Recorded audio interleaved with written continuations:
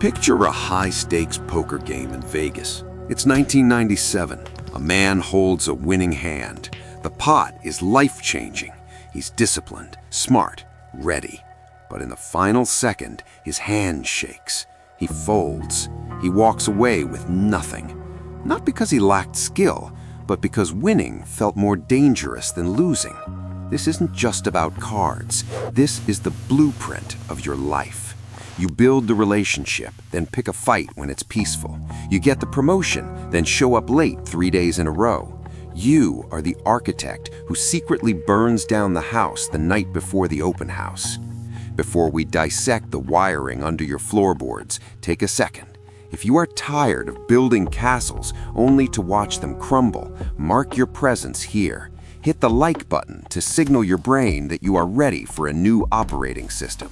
Subscribe to join the few who understand the code.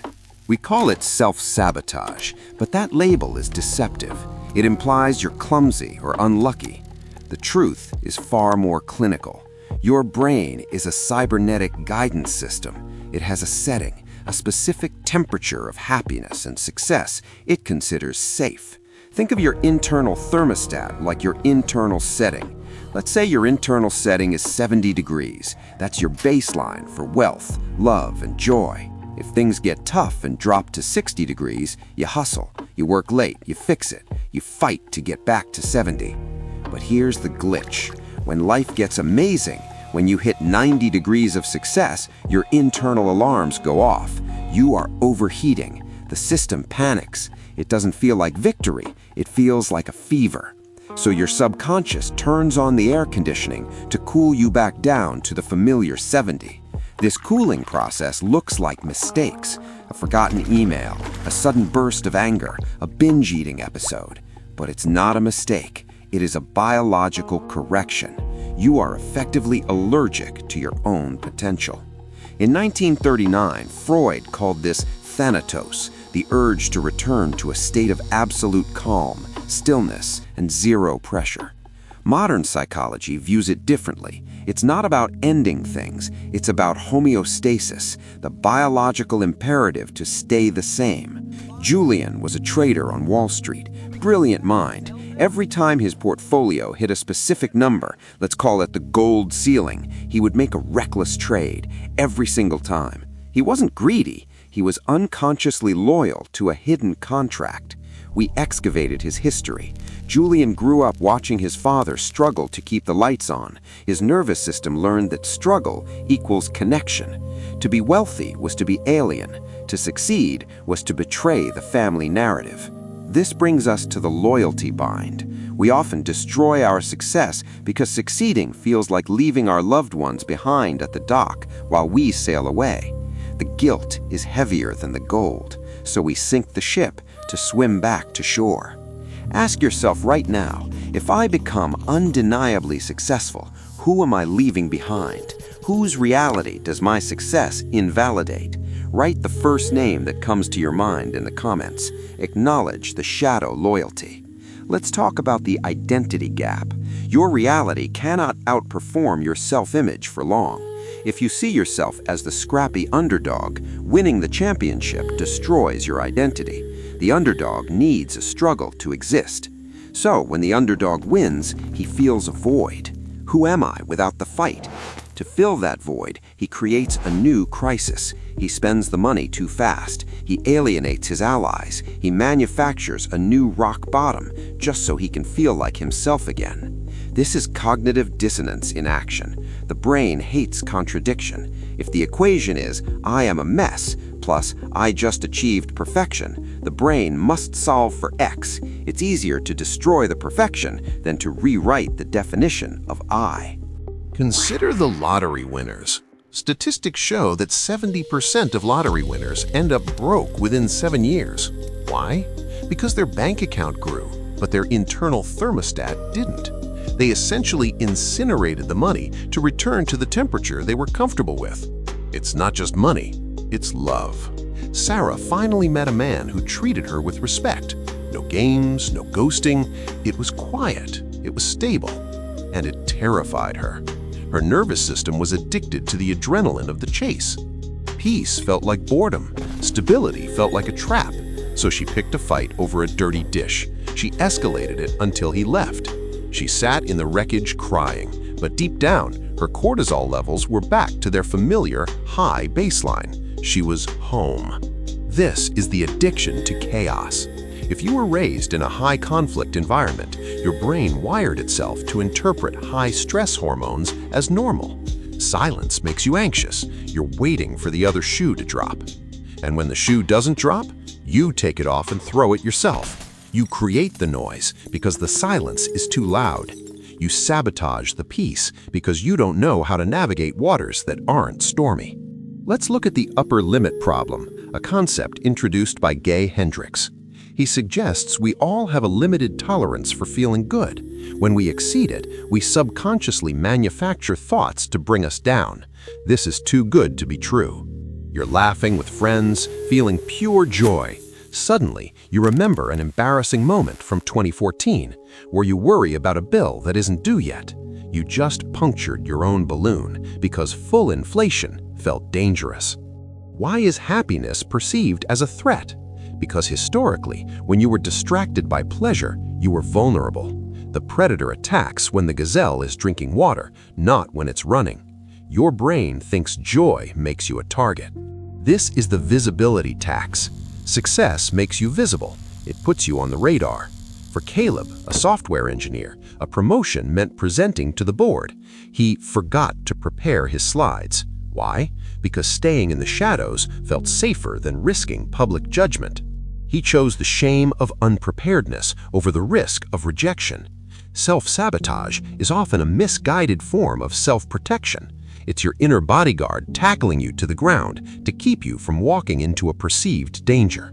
But the danger is often an illusion. You are protecting yourself from a ghost. The judgment you fear is usually your own projection. You are the critic, the judge, and the enforcer. Let's go deeper into the neurochemistry.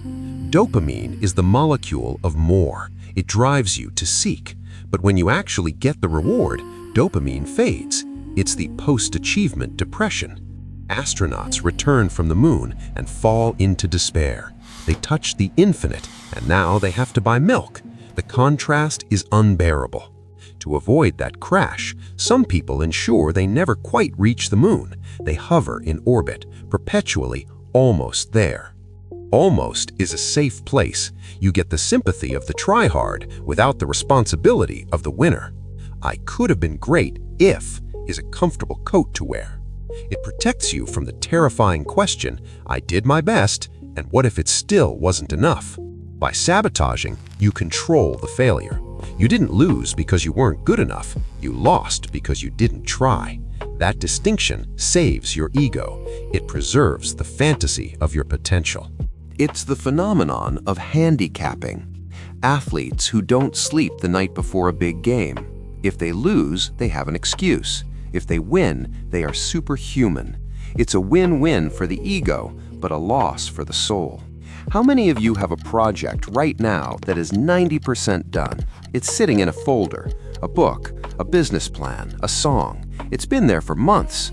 Why? Because as long as it's unfinished, it's perfect. The moment you finish it and release it, it becomes real. It becomes subject to criticism. It becomes imperfect. Self-sabotage is often just perfectionism wearing a mask.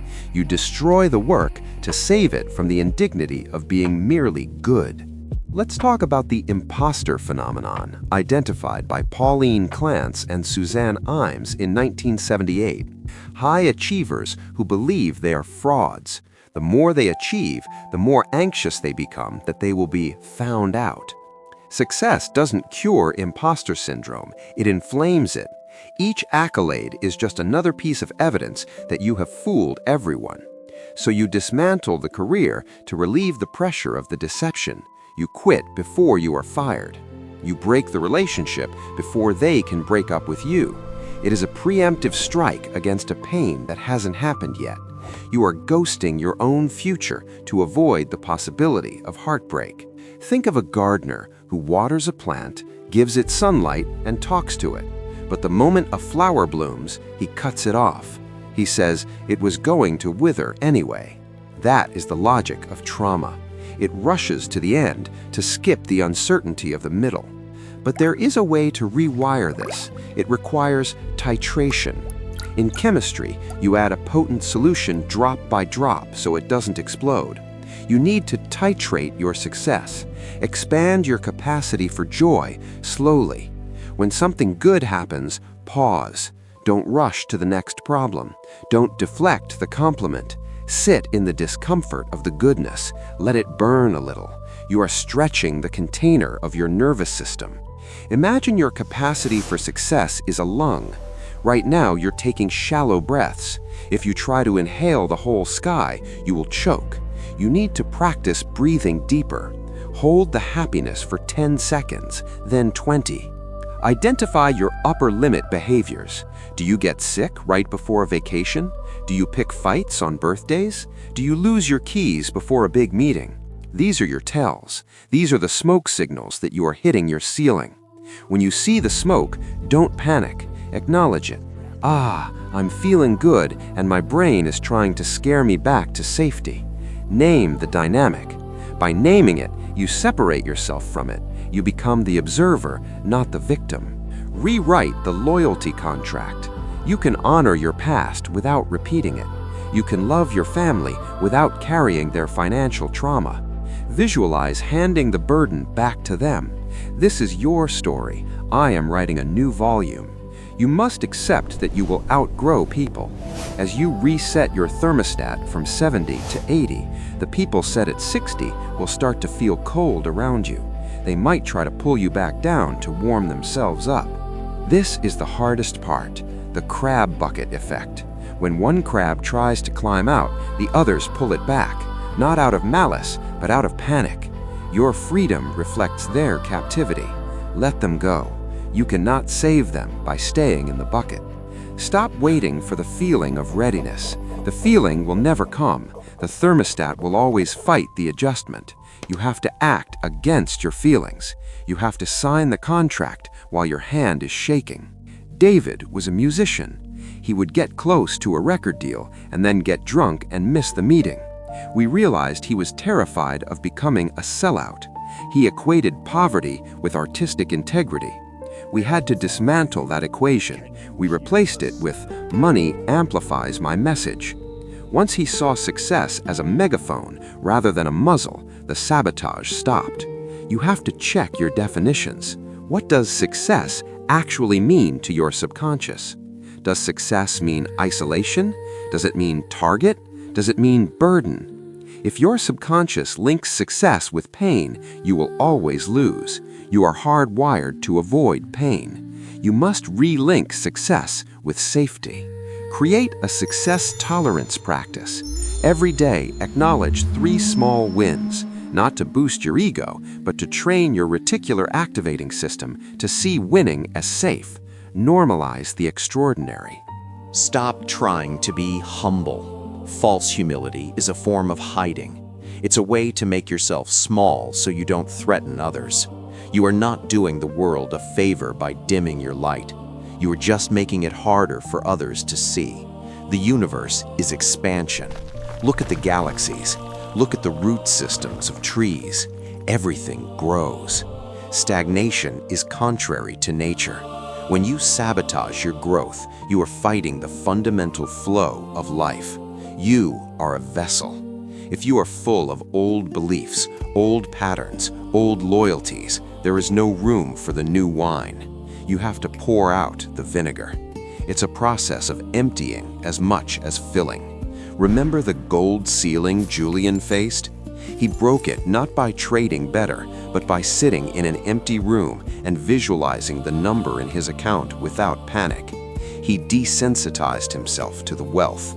He made the abnormal normal. You have to become boringly familiar with the version of you that wins. Visualize the outcome until it feels like yesterday's news. When the reality catches up to the visualization, your brain won't freak out. It will say, "Oh, we're here, finally." The fear of jinxing it is magical thinking. It's the belief that if you hope too much, the universe will punish you. The universe is not a petty schoolmaster. It is a mirror. It reflects your capacity to receive. Expand your receiver. Imagine your chest opening up, breaking the rib cage of restriction. It hurts to grow. Growing pains are real. But the pain of growth is temporary. The pain of regret is a dull ache that lasts forever. Look at your current problems. Are they real problems, or are they distractions you created to avoid doing the one big thing? Busy work is the most effective form of laziness. It looks like productivity, but it's avoidance. Clear the deck. Identify the one action that scares you the most, the one that makes your stomach turn. That is your North Star. The fear is the compass. Follow the fear. It is leading you to your edge. At the edge, you will meet the guardian of the threshold, the voice that says, "You can't pass." That voice is not God, it is a recording from your childhood. You can talk back to it. "Thank you for trying to keep me safe, but I am not a child anymore." You are the operator of the machine, not the machine itself. You can reach into the wall and manually turn the dial. Set it to 80, then 90, then 100. It will feel uncomfortable. Sweat it out. Don't medicate the discomfort of growth. Don't scroll it away. Don't drink it away. Feel the heat. That heat is the friction of your old self burning off. It is the phoenix fire. Let it burn. Your legacy depends on your ability to withstand success, to hold the charge without blowing a fuse. You are building a stronger grid. A higher voltage life requires better wiring. Stop asking, "Why is this happening to me?" and start asking, "How am I creating this?" The shift from victim to creator is the end of sabotage. You are holding the hammer. You can demolish the foundation, or you can build a house. The blueprints are in your hands. The materials are in front of you. The only enemy in the room is the part of you that prefers the familiar ruin to the unknown palace. Challenge that part. Interrogate it. Dismantle it. You are not obligated to be the same person you were 5 minutes ago. You can choose a new timeline right now. Success is not a destination you arrive at. It is a container you become. If the container is cracked, the water will leak no matter how much it rains. Fix the container. Seal the cracks with awareness. Step out of the loop. Break the thermostat. There is no limit to what you can hold except the limit you agree to. Tear up the agreement. As you listen to this frequency, know that the glitch has been exposed. The code is rewriting itself. You are awake at the wheel. Stop apologizing for your power. Stop breaking your own toys. Build the empire, and this time, dare to live in it.